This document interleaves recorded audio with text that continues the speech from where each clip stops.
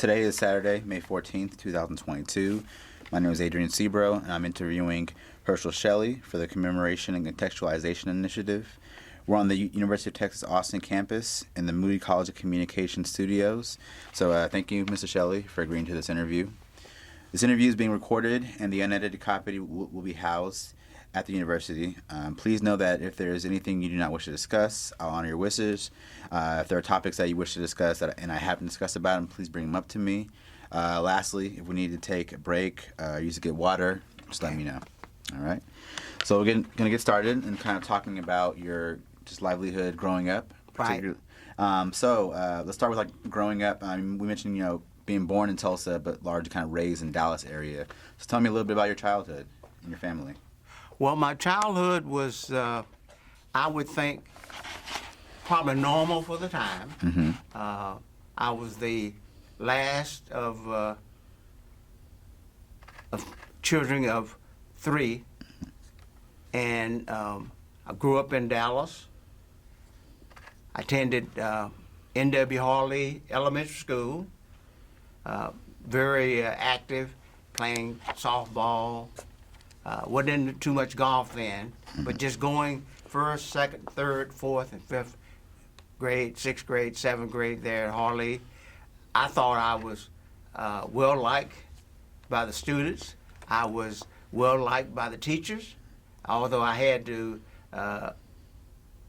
traverse like a mile and a half to school. Mm-hmm. Dallas was, at some point, the Millers and Millers.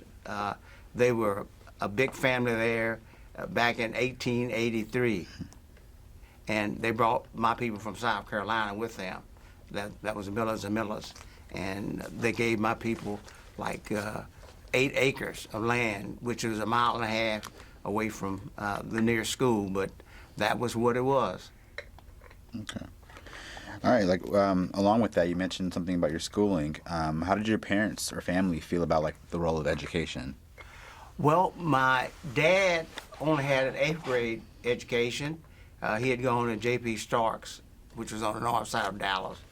My mother, she was from Morgan, Texas, and she attended Prairie View. In fact, Morgan, Texas is right west of Waco, and she told me very vividly many times that what she did was she was the youngest of the children, and she had to catch a wagon back in the 19-teens over to Waco, and then she caught the train down to the 1098 US 290 junction and went over to Prairie View, to the campus, where she did a 2-year teaching certificate. Okay. Okay, great. Okay. Can you look at me instead of the camera? Okay. I want to make sure we do that. Yeah, just so it's more conversation with us. Sure.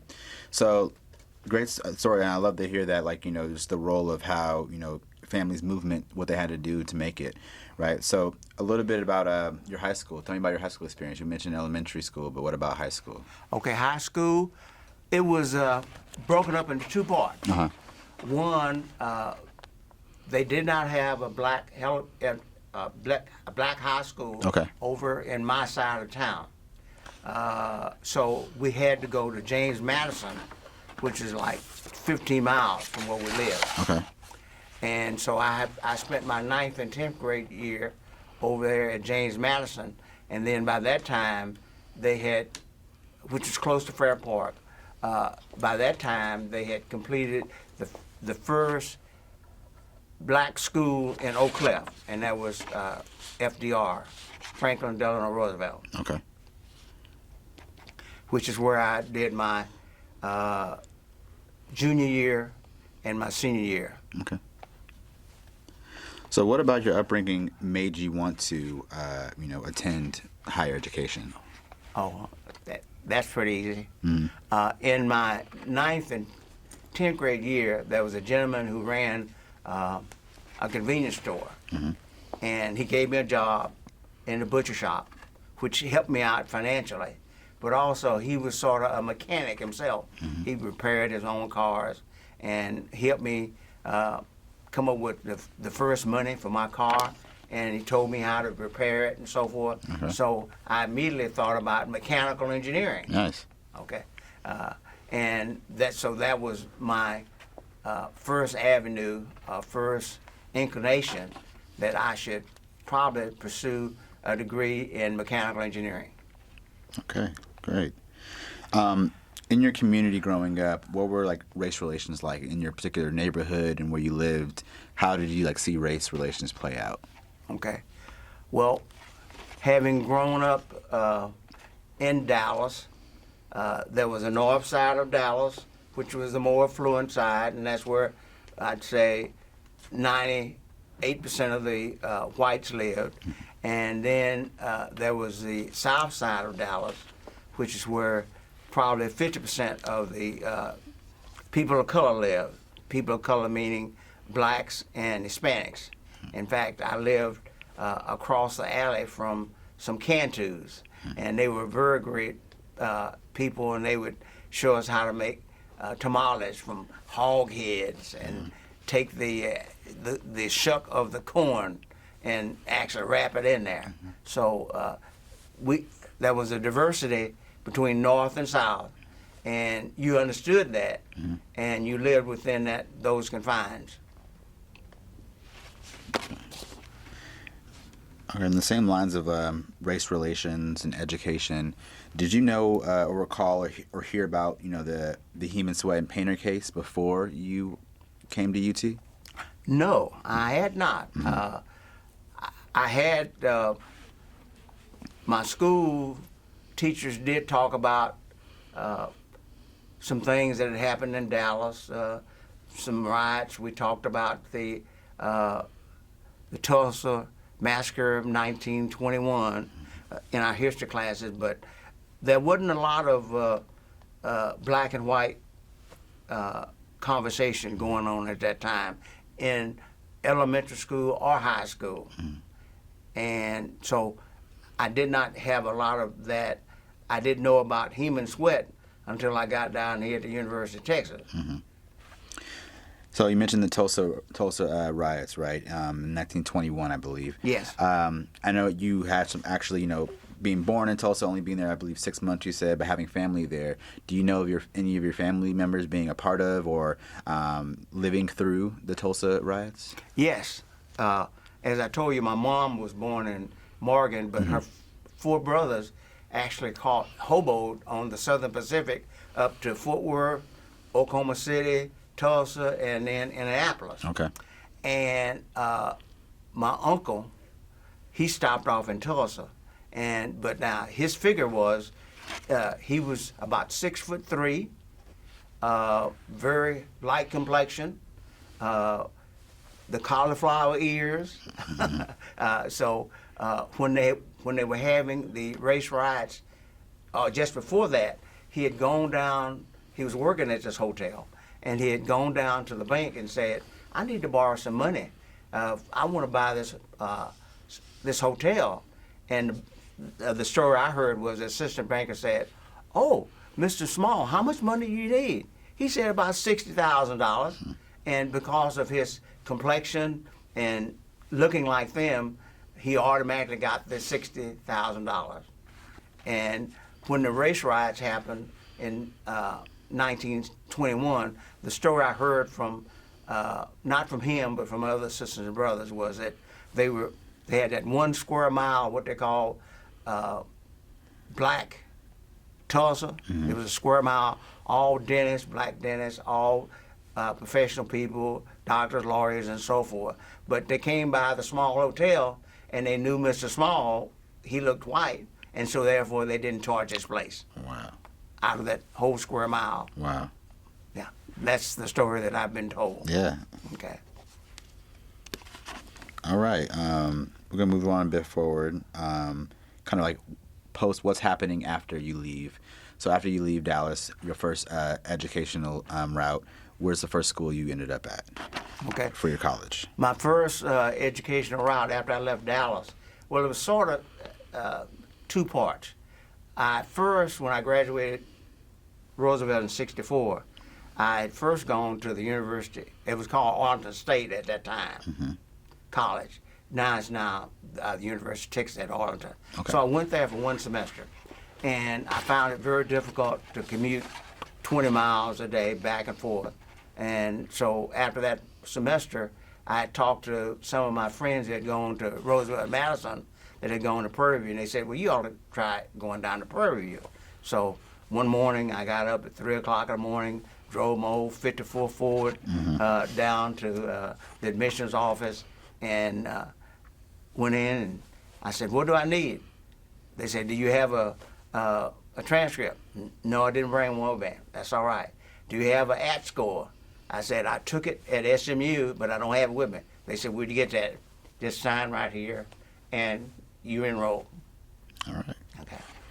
So Arlington State, as it was called at the time, was that an integrated school? Or was it a historically black college at the time, or?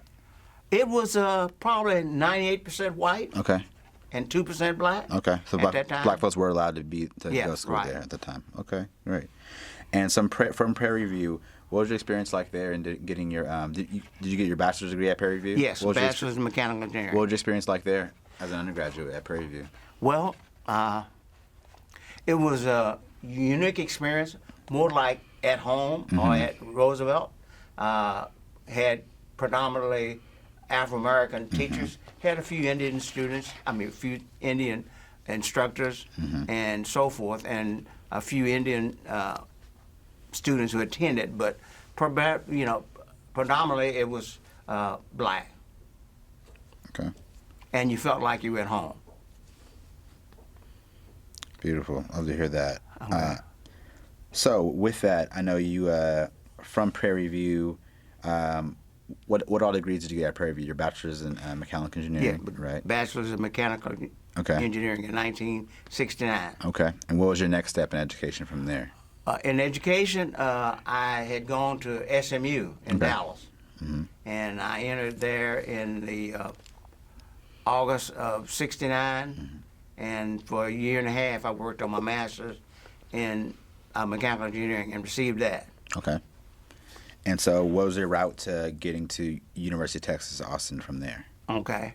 Well, my route was that because the department chairman, he was a Jewish guy. His name was Jack Holman. Okay.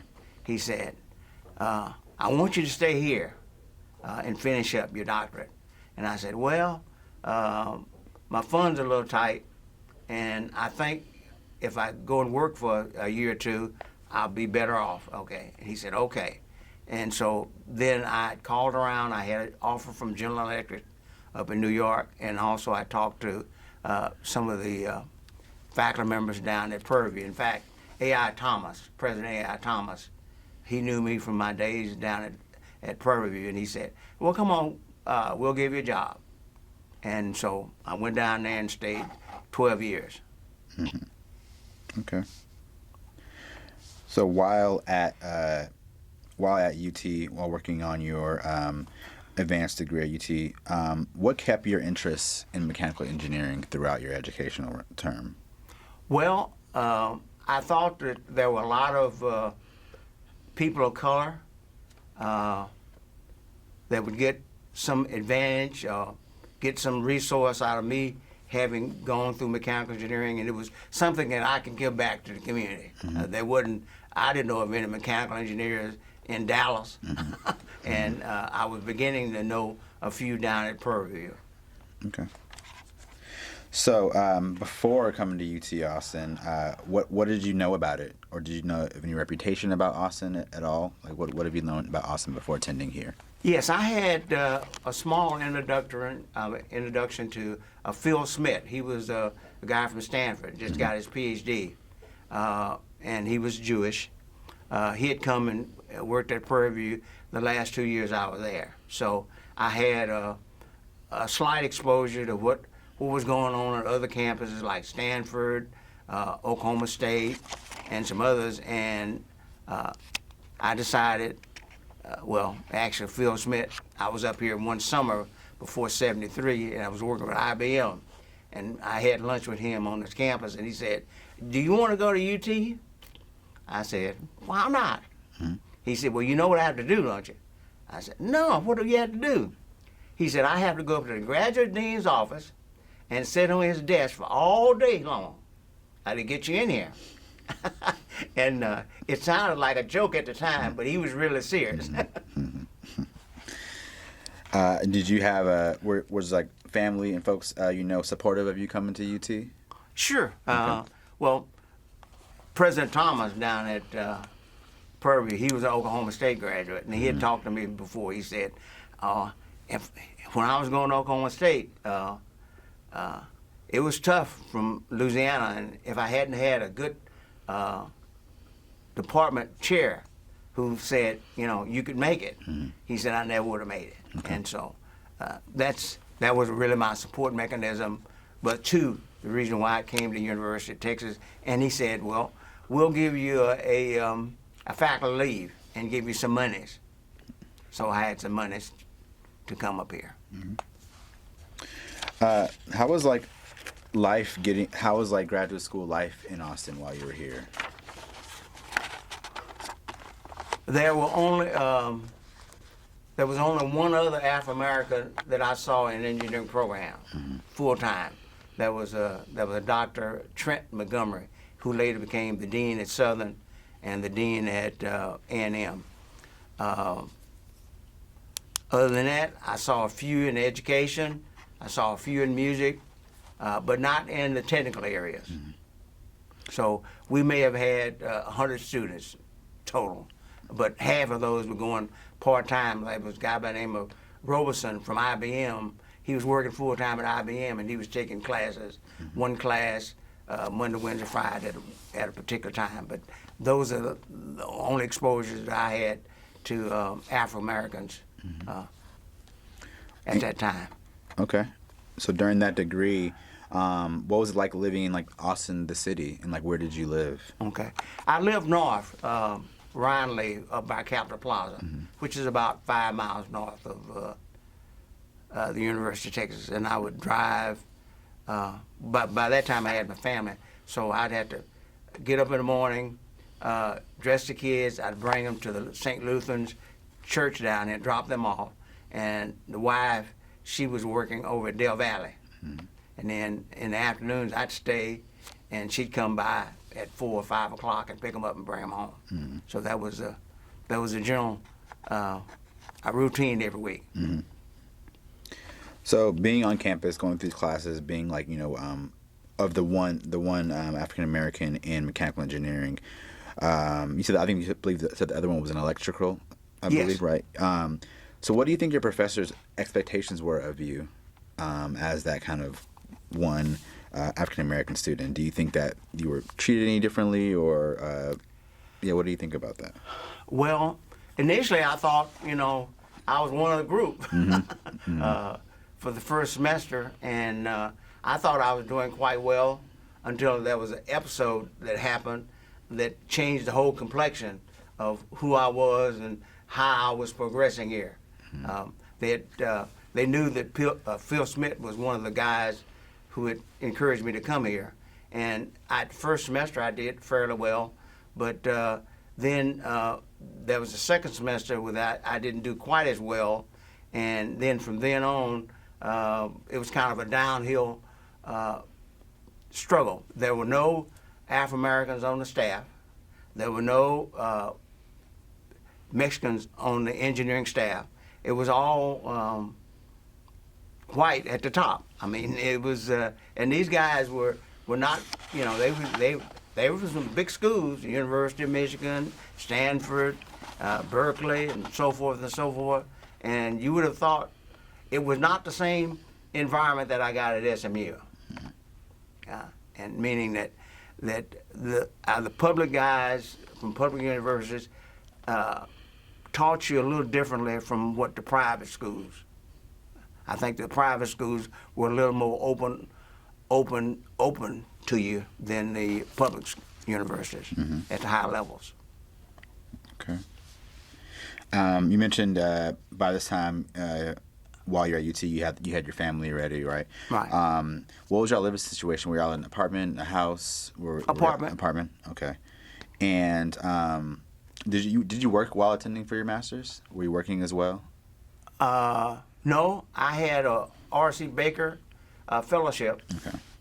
And then I had support from Prairie View, with the understanding that I would return back once I got the doctorate. So, what were your interactions like with your other classmates? That's interesting in that we didn't study together. Okay. There was, in some instances, you would think, and afterwards, I didn't reflect on this until much later. As far as group sessions, study sessions, there was none of that I knew of. One other person who was over in psychology, Dr. Bertha Holliday, told me, said, Hershall, when I was over there, they had study groups, but they never invited me. And I said, well, you know, Bertha, that's the same thing that happened here. I didn't know anything about study groups going on. The only person I had to come in contact with was my major professor, who was an assistant professor out of Purdue, and going for the books on my own. So there was no getting in study groups and trying to share assignments and sharing knowledge and so forth, which I've been made aware of afterwards that some of that was going on, but I was not privy to it.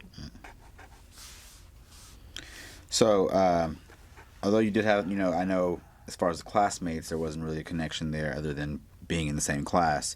And I know you had a family already by this point, but can you tell me a little bit about like your community of friends that you may have had at UT or in the Austin area in general? Well, the only friends that I had were the friends that were of color. And this is Trent Montgomery, Bertha Holliday over in psychology, Sam Williams, who was over in education, and a few of the black faculty. Dr. John Warfield, he was over African American Studies. There was a message out from Dean, from Mama Duran, Mistress Duran, that said, if you want to connect with some of your people, try to connect through John Warfield, or try to connect with some of the other faculty members, Melvin Sykes and so forth. Okay. So those were our only connection from inside to outside, which was limited. Yeah. Can you tell me a little bit about Mama Duran, who she was and how she was just so impactful for y'all? Well, I didn't know all of this until much later, but she actually got her first degree from Houston-Tillotson, which is the African American school that was formed in 1850 across the campus, across I-35. And once she got her master's degree, then she was still working, but somebody over at UT said, hey, we need a house mother. And so they made a house about, two-story house about, half a mile from the campus, and said, okay, we're on a line, blacks on campus, but you can have them at that house and you can kind of, work with them and mother them and encourage them to be good students and so forth during the 4 years they're here. So will you say she was a big part of like how you were able to connect with other black students? Oh, yeah. Well, her having gotten her first degree over there and then had gone to UT and gotten a master's, I don't know what the discipline was, but the administration found out that she was much more than they realized. And she had contacts with other faculty members, black and white. And she had, probably one of the more powerful contacts was with Lorraine Rogers, who was the president at that time. And if you really had a big problem, you'd come to her, and she would go right to Lorraine Rogers. Everything was done. Huge impact on everybody. Yeah. Absolutely. Excuse me if you're getting a little emotional. No, definitely. Definitely understand. Sounds like she means a lot to everyone, and I heard that earlier too. So, great. In your relations with other black students across campus in different departments, and what did y'all do for entertainment at that time while you were here as a student? I knew none of that. They probably had made picnics or something, but I was a family person, and there were only 3 or 4 of us on campus that I actually knew. Okay. Yeah.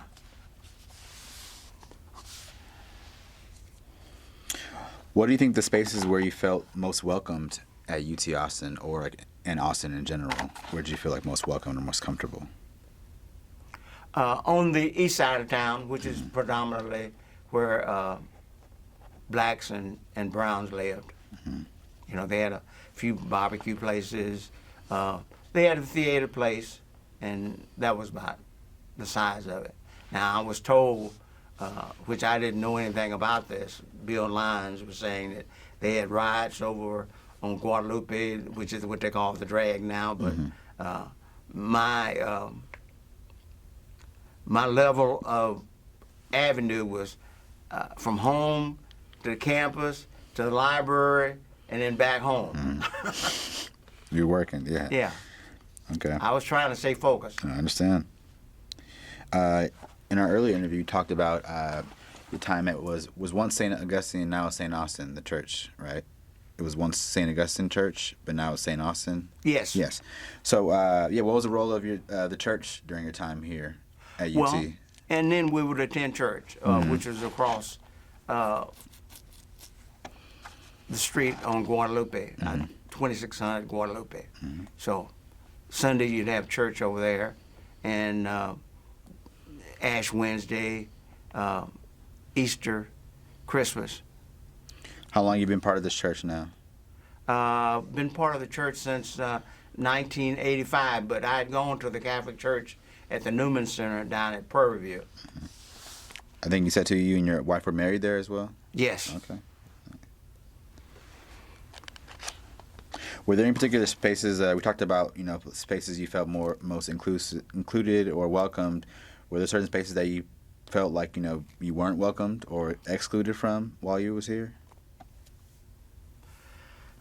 Well, the places to eat, you were not, totally welcome. I don't believe, but it's hard to kind of judge that. But all in all, you'd have to say that there was a clear distinction between color, meaning that if you were a person of color, then you didn't quite have all the full rights as a person of much lighter skin. Other than schooling, I was curious. I know you mentioned like mainly you were on campus, library, back at home, church. Right. That was your route, right? Right. So there wasn't really time for you to participate in any school organizations or activities while here. Well, Bertha Holiday, excuse me. She was from Kansas City, and then birthplace, and then she had gone to University of Chicago, and then she had gone to Howard, and then after a master's at Howard, they said, hey, we're shutting down things, so if you want a doctorate, you can't get it here because the program was closed down. So she applied down in Texas. And so she had a lot of northern, how should you say it, northern mannerisms or skills about, how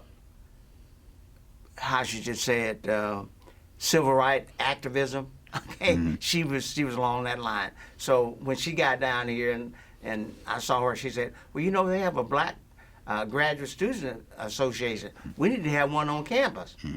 And so we went to the undergraduates, which was Jan Breland and Cheryl Crabtree, and said, hey, we want to have a black graduate school student association. And they said, okay, well, we'll put you up in our area. We'll give you a desk in the hall, and you can call that, the Black Graduate Students Association, which now they tell me is going to, pretty good size now, but so she got us involved with that. She was president, and she hooked me in as a vice president, and we had 4 or 5 other members. Okay. What was y'all main duty that y'all wanted to do for black grad students? Well, we wanted to reach out to other black graduate students, be welcoming to them, try to say, these are the things that we found to work, and these are the things that we found not to work. And so we were, given some room right over the dean of the students' office with Ms. Duran, and at that time it was Dean Duncan, James Duncan. He was fairly approachable. Okay. So in the same lines of kind of just things that are established while you were here at UT, when you were leaving, I remember we were talking about kind of how kind of different your educational route here was with you leaving UT, having planned to be here for your doctorate. So kind of how'd you end up leaving UT? What ended up being what degree did you leave with, or did you, or how was that process of you leaving here? Well, after 2 semesters, we took a qualifying exam. Okay.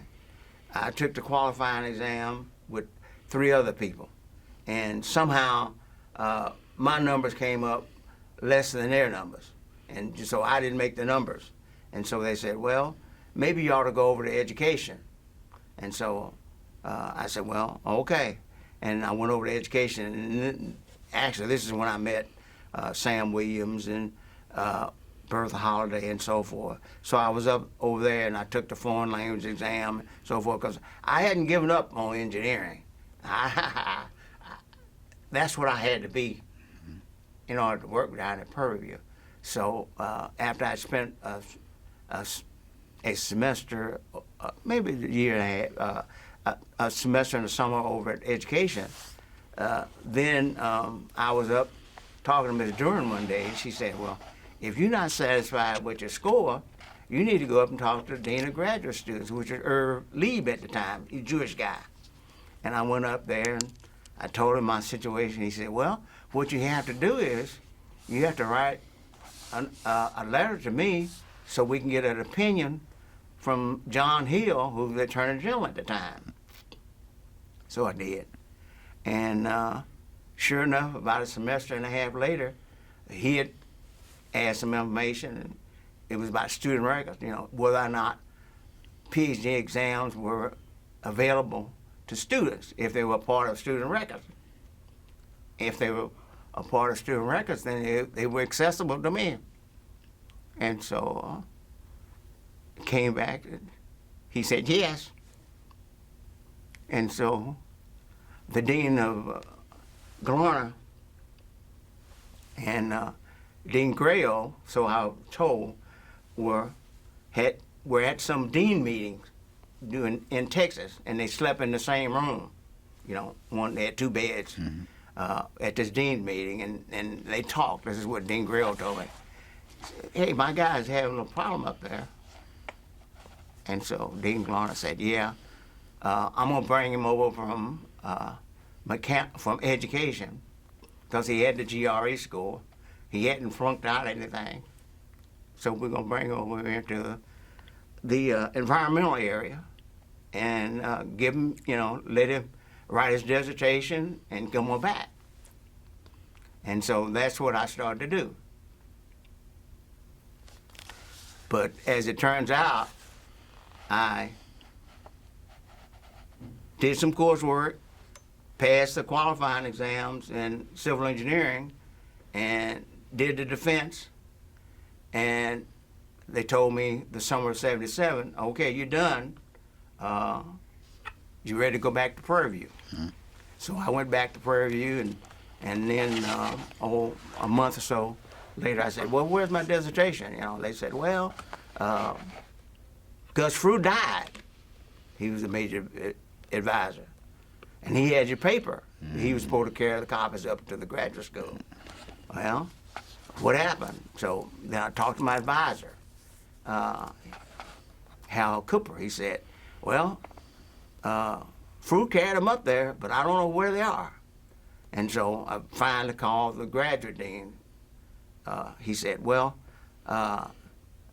they got up here, but we didn't get a chance to get them executed. But I will.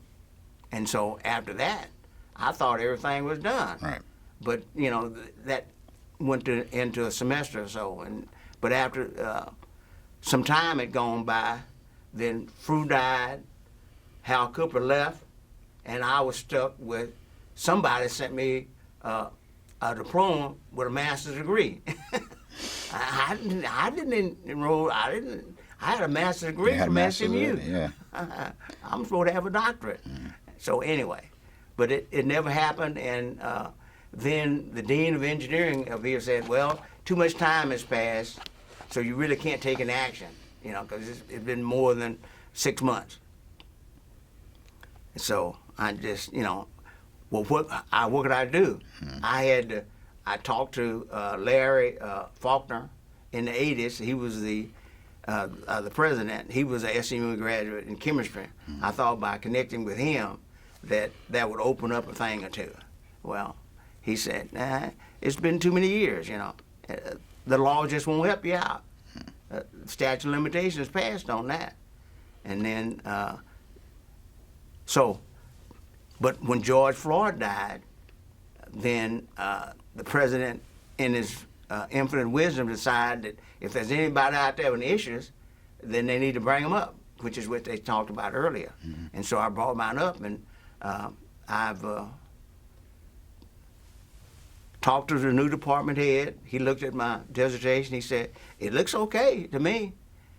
So they did have it still. Yeah, well, yeah, right. Okay. Well, the one that sent me without the title page and out the approval sheet on it. Yeah. Okay. Okay. And so I immediately after that I talked to, I wrote a letter to Dean Smith.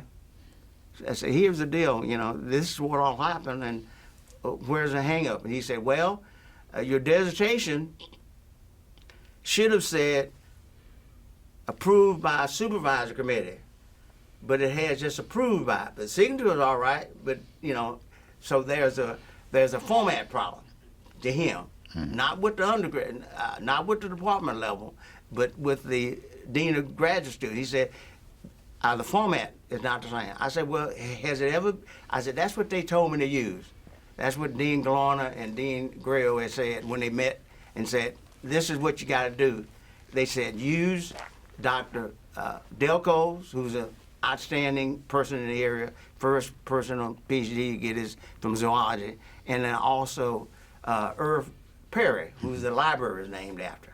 Okay, and I met him. But anyway, they said, you know, use this, and then put your data in there, and everything will be okay. Well, I did that, but now they're saying that approved is not the same thing as approved by a supervisory committee.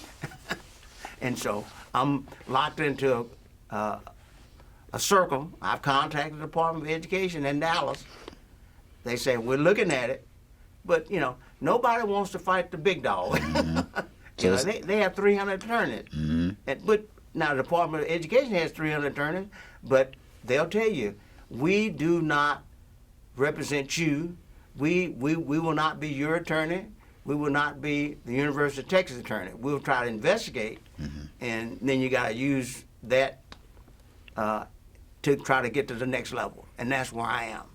So this is still an ongoing thing. Yeah, still Okay. an ongoing thing. Okay. A 40-year-old fight. Man. Yeah. Man. Which Heman Sweat had a 4-year fight. Yeah. From 46 to 50, and they tell me that they let him in school, but every time he'd walk by the law school, the people, the whites would jump out behind the bushes, and he never graduated. You know, so he was placed in a no-win situation. Absolutely. Yeah. Absolutely. Well, I'm just thankful that still, I mean, I hope this fight gets resolved in a positive way, but I'm thankful that still you were able to have a professional career from this, you know, thankfully with your connection with Prairie View, that was able to work out. So can you tell a little bit about like your transitioning back to Prairie View? How was that for you and like kind of getting back into the educational realm and teaching? Well, I went back down there and I taught from 77 to about 83. But on the university level, at that time, if you didn't have your doctorate, you understood that your days were numbered.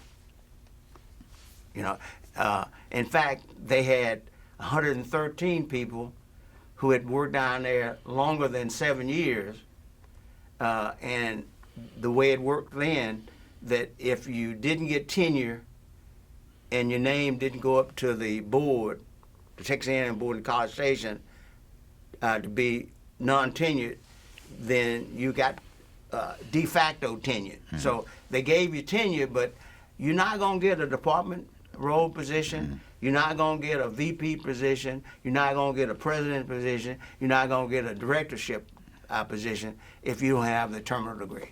Right. That's just the way it was then, and I'm sure it hadn't changed that much now. Right.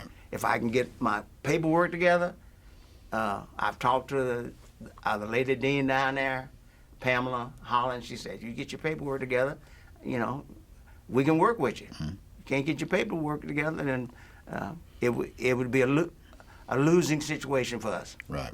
Yeah. Right. So with the time, outside of that, I mean, cause so that led to, although you were able to have a job, still a professional career, that still led to obviously not having the degree, led to some roadblocks. Right. Clearly. But in the realm of your teaching, what is it you valued about being able to teach students about this, about mechanical engineering? Well, the beauty in teaching is that you're sharing what you have with somebody else who it probably have less than what you have. Now, I won't tell you that every teacher has 100% knowledge of all the facts from the course. There are going to be some students that are going to be able to get at that 40% level, some at the 80% level. Some of them are going to be, the magna cum laudes and so forth. They're going to be exceptionally smart, but you're still helping. You're meeting them where they are, and you're carrying them to some end point.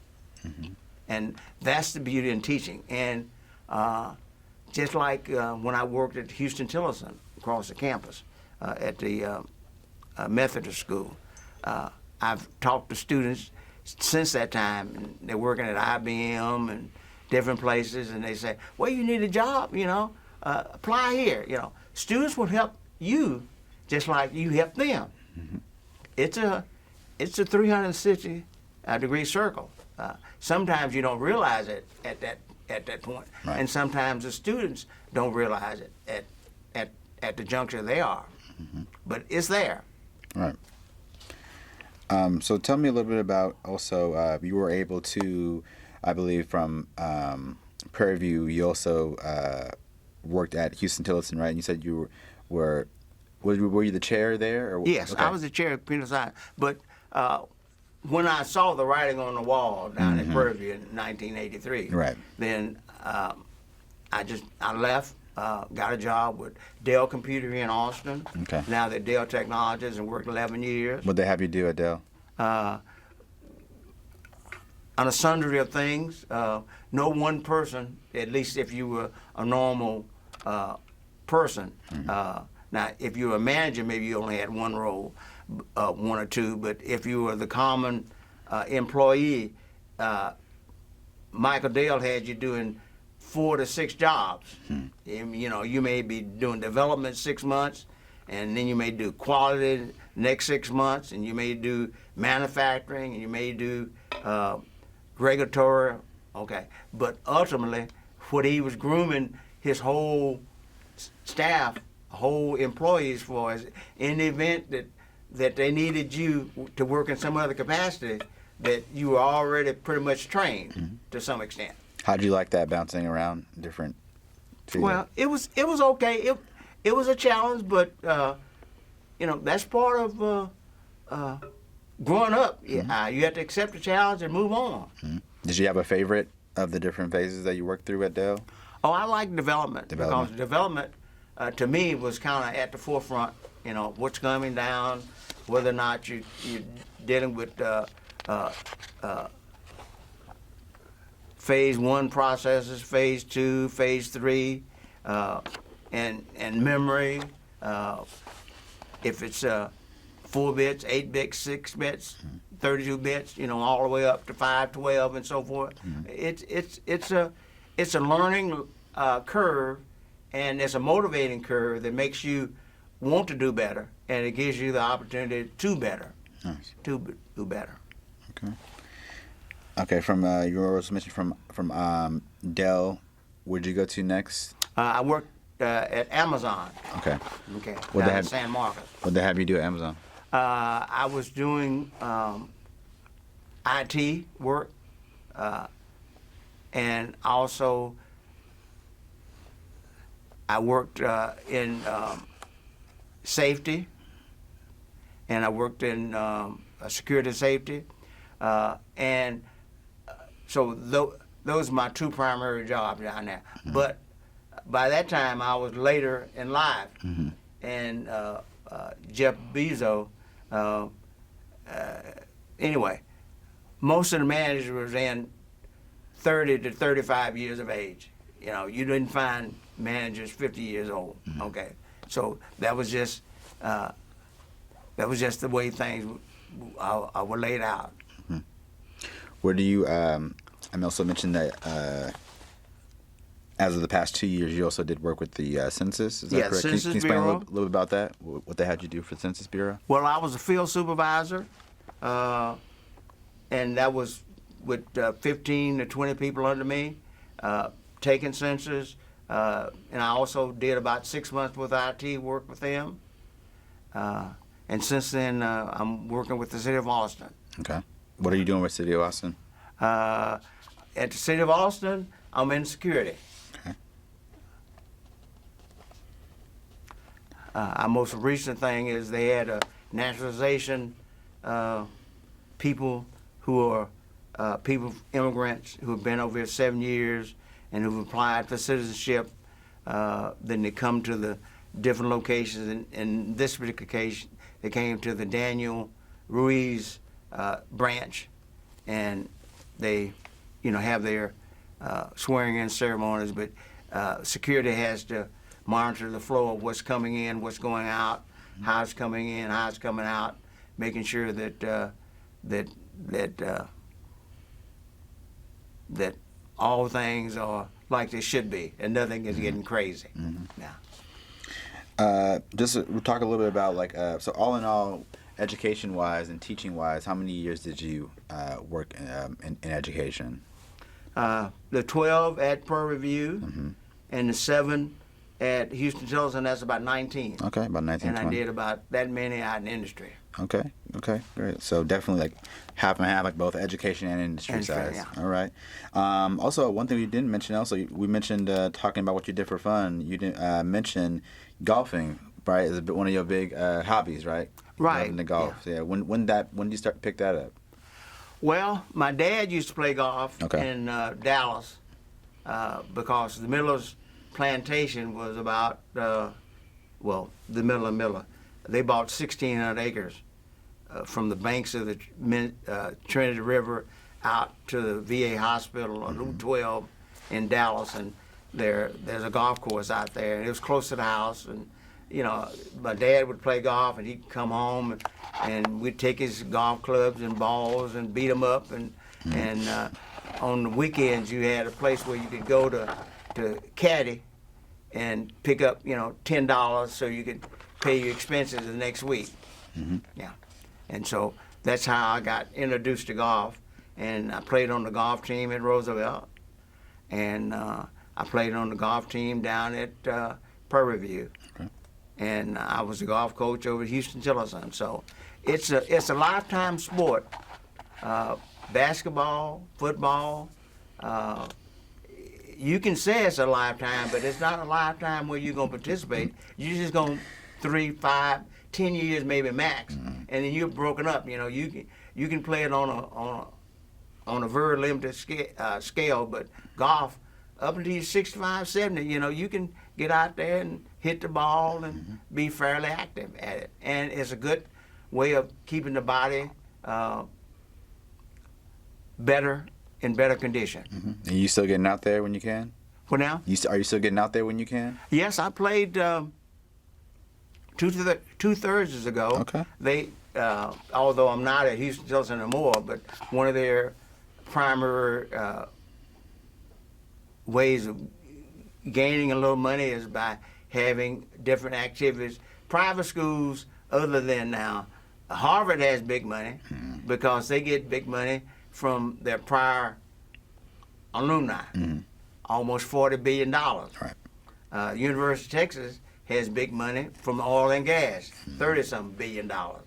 But the Afro-American schools, they only have the luxury of going back to their base churches and get money, which is not necessarily a lot of money for students to go to school with. So they have to do different things to coordinate with students and try to bring in a little money here. Now they do get Title III money. Okay, most of the schools get a little fill help, but they have to go do other things in order to bring in money. Mostly like fundraisers and stuff. Fundraisers and begging. Yeah. For the lack of Absolutely. a word, better word, you know, they reach out to Dell and Applied Materials and Samsung and Amazon. Like Dell built them a center over at Houston Tilson and supplied them, you know, with computers for some years. Now I don't know what the current status is, but you know, that's what they did some time ago. Okay. So kind of lastly, I want to talk a bit about just kind of the impact that, you know, the UT had on you, but largely with black students here currently, what advice would you give like the current generation of black students here at UT with your experiences and I think education-wide in general, but also your experience at UT? What advice would you give current black students thinking to come here or who are here at the moment? Well, one of the major things is be committed to come here, because what you receive, or at least what I received here back in the 70s, 80s, wasn't the type of atmosphere that I was accustomed to coming out of Roosevelt and South Oak Cliff. Then make sure you get in a study group early and share information, because that's the way you can improve yourself and can improve the other person too, other group members. Sometimes it's been said that people of color don't have quite the connecting ability as other people of lighter skin tone. But I think that may be because the circumstances are not there, and it's hard to build the circumstances when the atmosphere is not right. Okay. Yeah. Okay. Great. So I want to give you a chance to kind of, do you have any last words of wisdom or any last words you want to leave with for this particular interview? Okay. Well, I'd like to say that things are changing. Okay. Slower than what I would like to see them change, but I'm sure that they've talked about the eyes of Texas last summer, about how it had some deep-rooted connection with I